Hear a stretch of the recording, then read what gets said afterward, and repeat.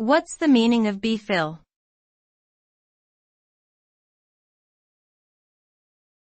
BPhil.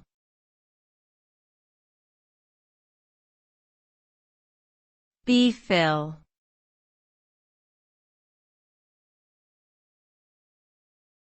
BPhil.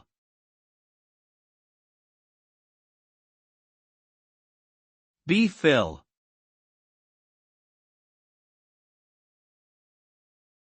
BPhil stands for Bachelor of Philosophy, which is an undergraduate degree that is typically focused on exploring theoretical and abstract concepts within various fields.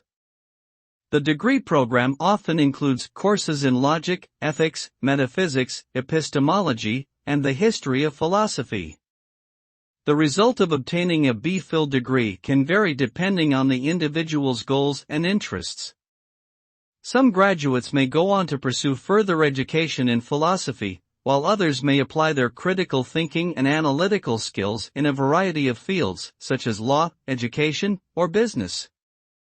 Ultimately, the value of a BPhil degree lies in its ability to develop students' abilities to think deeply and critically about complex issues.